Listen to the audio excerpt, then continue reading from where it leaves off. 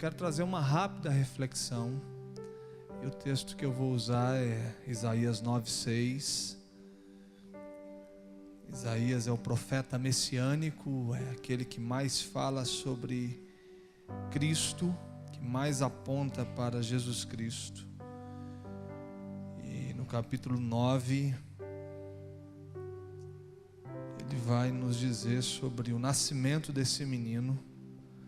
No verso 2 ele diz: para que o povo que andava em trevas viu uma grande luz. Que luz é essa?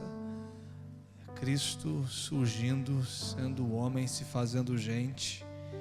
E no verso 6 diz: porque um menino nos nasceu, um filho se nos deu, o governo está sobre os seus ombros, e o seu nome será Maravilhoso Conselheiro, Deus Forte, Pai da Eternidade, Príncipe da Paz. Porque um menino nos nasceu, um filho se nos deu. Natal é um problema que Deus está assumindo a solução, assumindo a responsabilidade melhor de resolvê-lo. Natal é o Deus Pai e o Deus Filho cumprindo o processo de redenção da humanidade. Quando Deus decide nos criar, Ele sabia da nossa queda. E a queda deveria nos lançar à inexistência. Paulo vai dizer que tudo que existe, existe em Deus. Então, se o pecado é o afastamento de Deus, automaticamente deveríamos ter sido lançados à inexistência.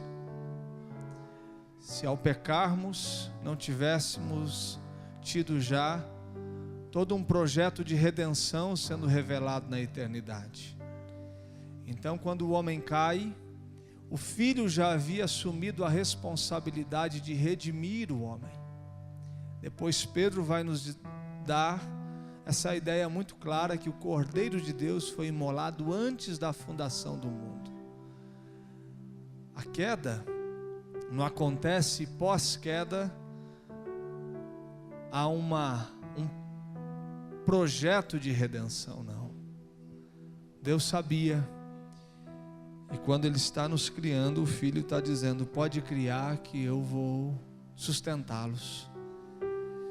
E quando a gente cai, a gente continua a existir, o mundo continua a seguir o seu curso, e o que passa a sustentar o universo é o perdão de Deus.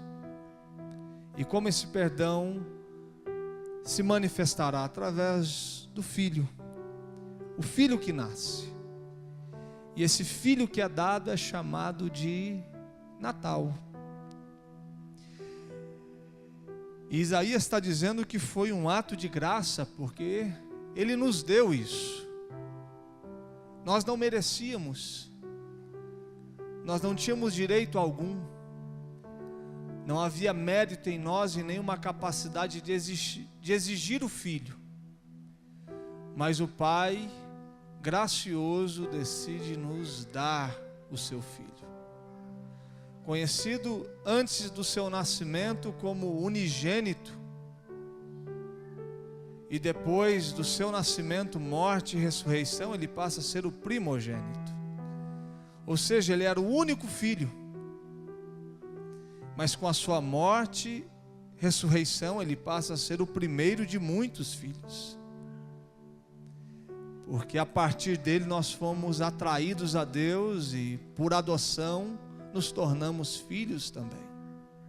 Natal é um ato de graça, é um ato de amor, é um ato de um Deus que se entrega pela sua redenção, de um Deus que decidiu pagar a sua dívida, de um Deus do alto do Calvário gritando: está consumado, está pago, está quitado, a dívida está sendo cancelada.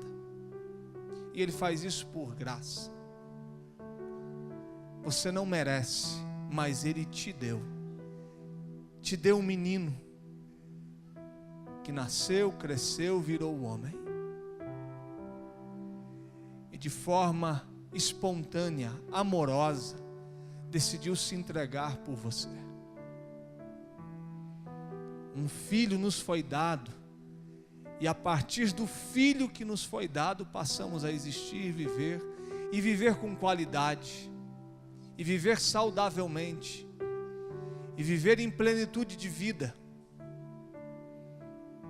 porque um filho se nos deu. Natal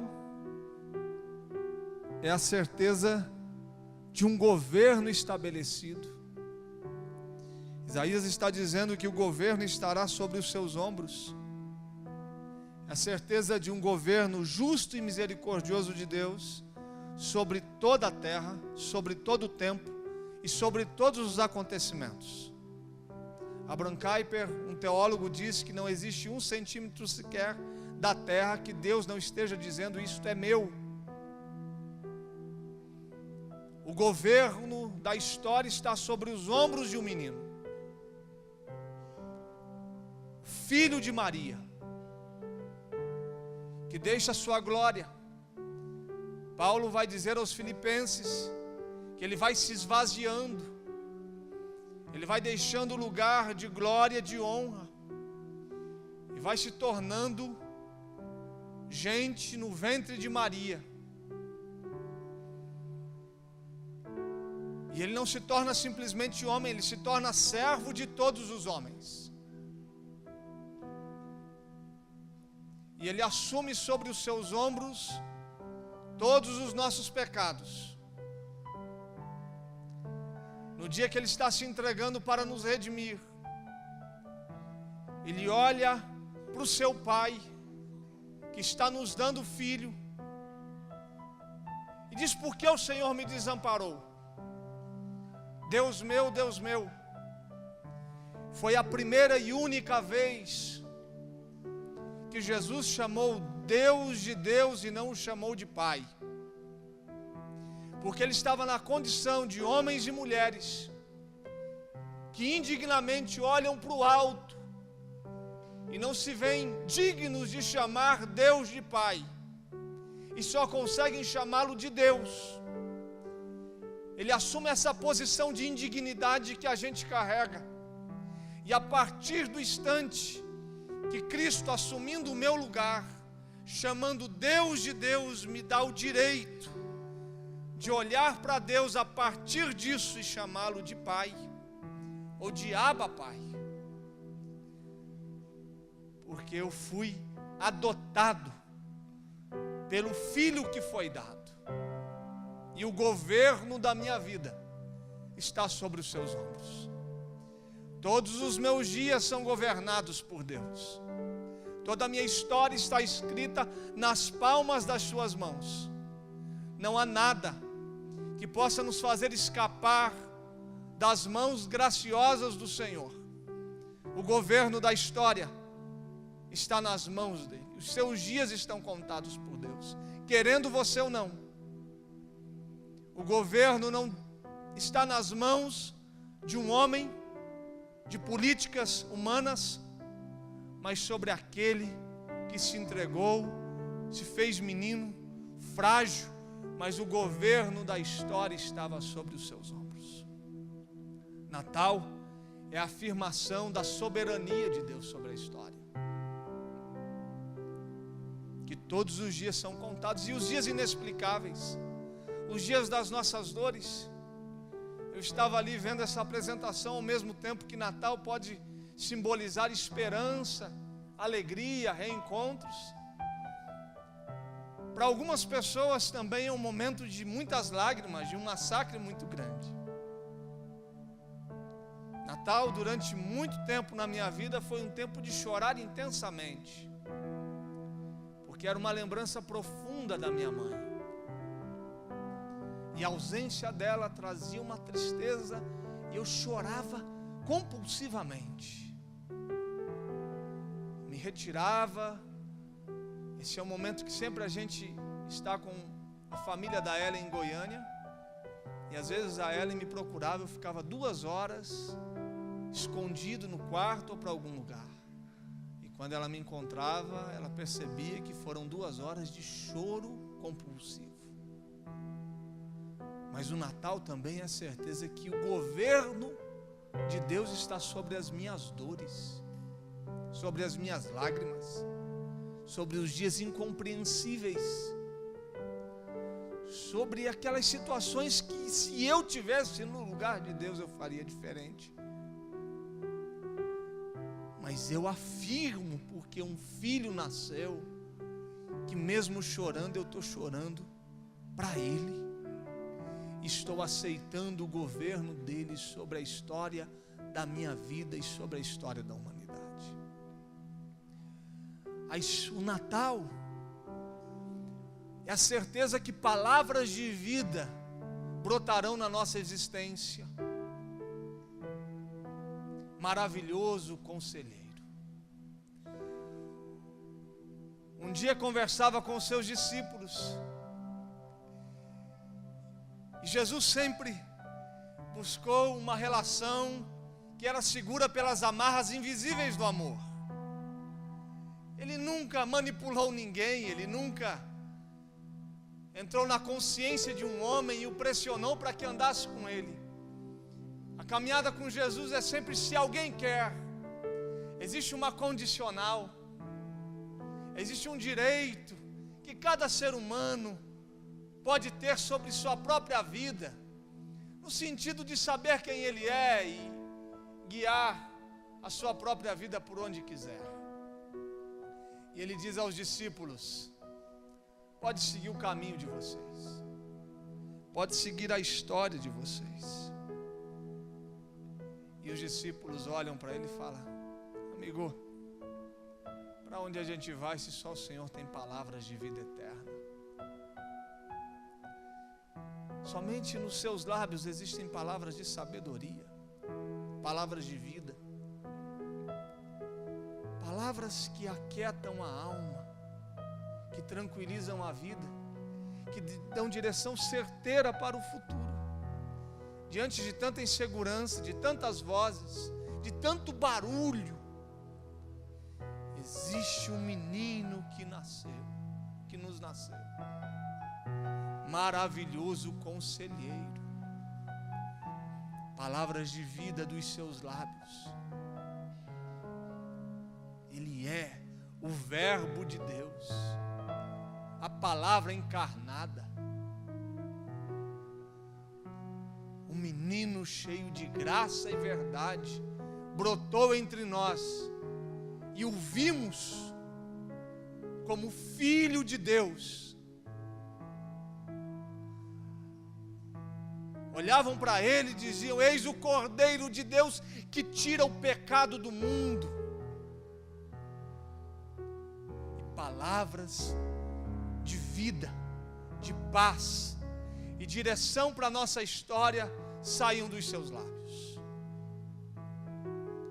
Natal é a certeza que a eternidade se abriu, porque Ele é o Pai da eternidade. Eu não vivo mais com medo do fim. Eu não vivo mais com um grande ponto de interrogação sobre a minha história. Eu já não vivo mais com o pavor da morte, porque eu sou um ser da vida, transportados da morte para a vida, do reino das trevas para o reino do seu amor.